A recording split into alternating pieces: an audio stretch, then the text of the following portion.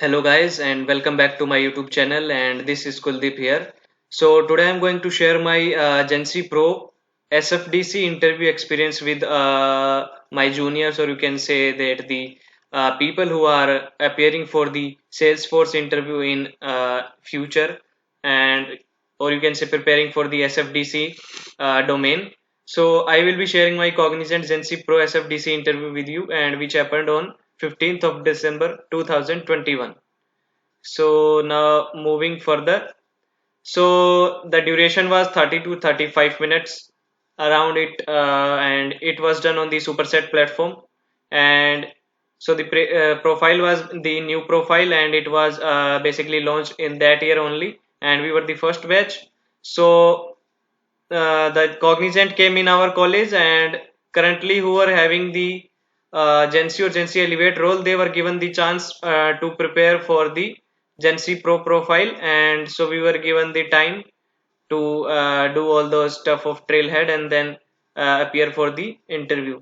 So they given some time of 6 to 8 weeks, and we have to complete that trailhead modules and then super badges to be eligible for the interview. So the condition was that only, and the situation and the condition was like that if we are successfully you can say cracking the Genc Pro interview, then we will be having the Genc Pro role, and or else if we are not able to crack the interview, then we will be holding our current offer, whether it is Genc or Elevate.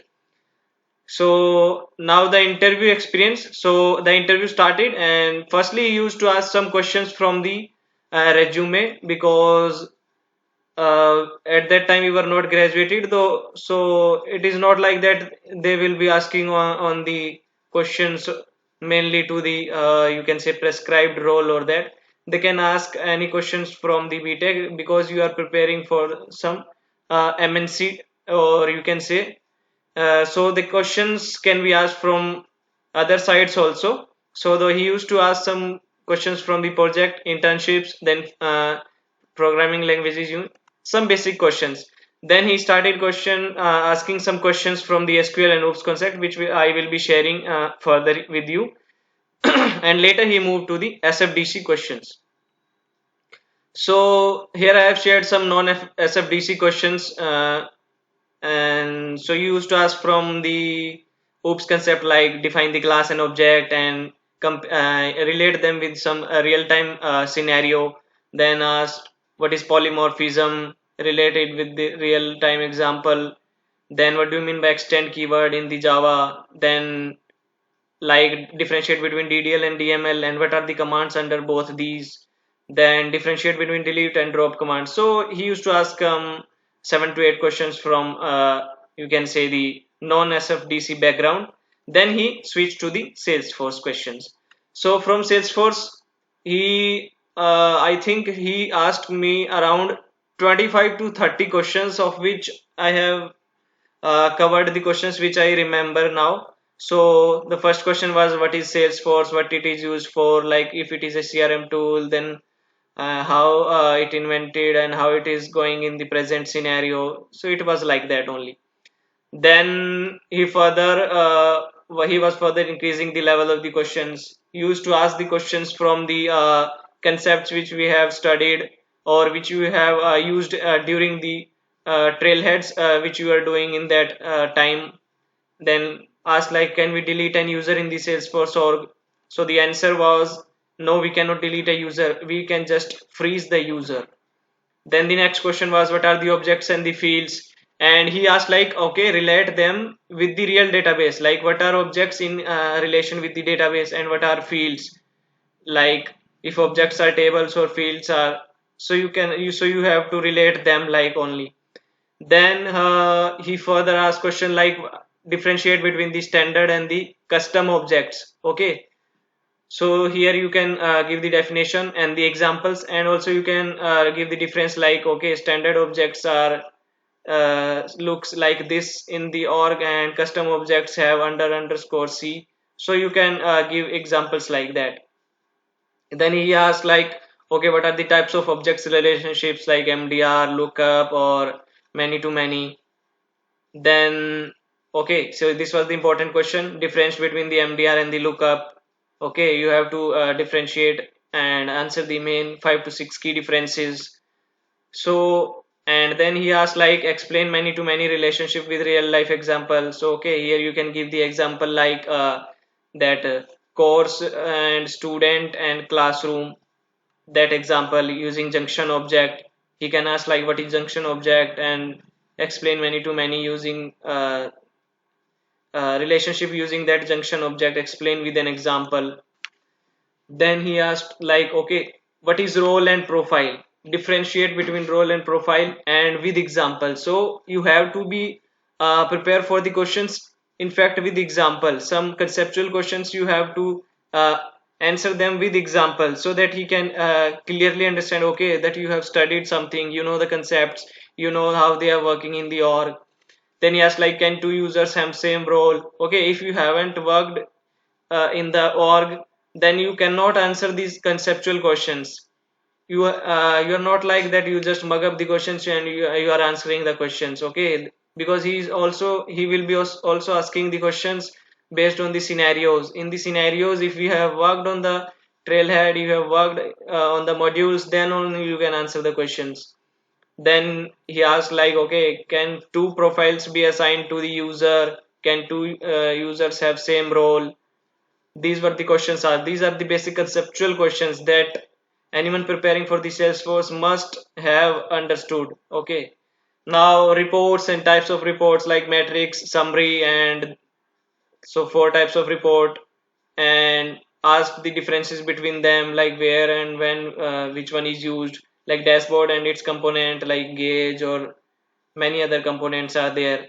So you have to know the key definitions and also the examples.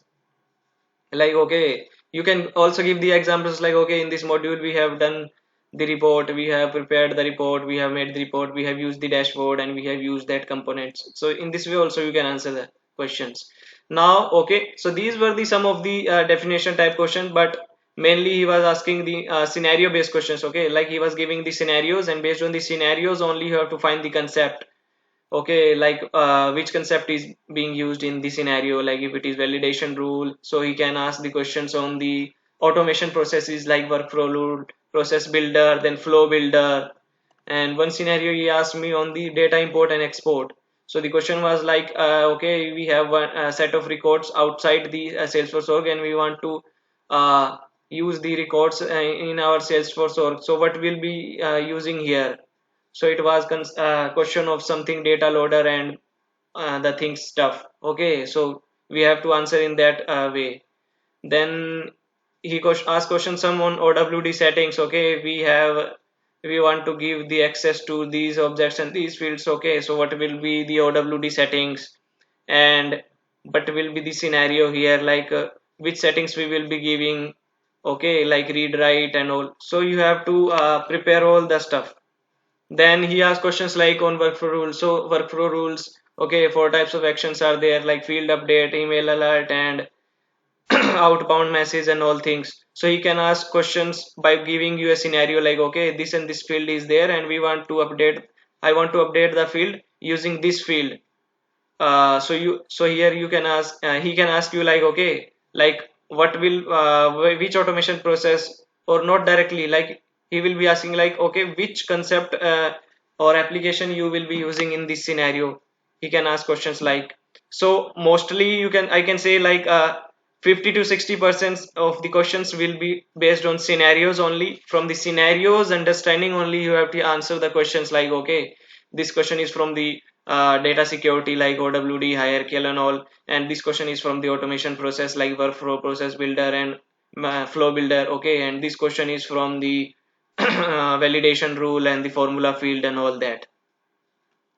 So the next question, okay, now from development part he didn't ask much questions because we didn't much focused on the development part, but some questions, some definition type questions he asked like, what is apex and syntax, like what is trigger, and give a real-time example like when why we use triggers, and what are the types of trigger before and after, what are the events under it, and like what are the operations. And okay, and from one of my friend he asked like, what is the syntax. Okay, you have to write the syntax for trigger, basic syntax, that is 1 or 2 line first, like okay, trigger name and on which it is applying and which type of trigger before or after, so this type of stuff. Then he has like SOQL and SOSL query. Okay, differentiate between both the queries, like what are the key differences between them, what are the characteristics of SOQL and SOSL, what are the keywords like find and search keyword and all that. So you have to explain the differences, like 3 to 4 differences.